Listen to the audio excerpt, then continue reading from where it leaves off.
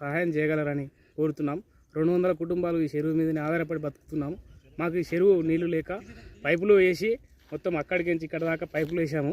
Water ఇవి కూడా తక్కువ వస్తున్నది. ఈ వాటర్ తోటి మాకు చాలా ప్రాబ్లం అయిపోతున్నది. ఏమన్నా నష్టపరిహారంగా మాకు ఏమైనా సహాయం చేయగలరని గవర్నమెంట్ని కోరుతున్నాము. గత ప్రభుత్వము ఎట్లా మత్స్యకారులకు ఆదుకుందో ఈ ప్రభుత్వం కూడా అలాగే ఆదుకోవాలని కోరుచున్నాను.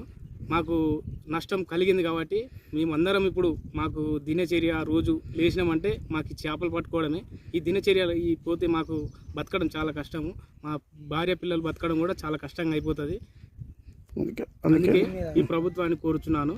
ఈ ప్రభుత్వం నష్టపరిహారం చెల్లించగలని కోరుచున్నాము.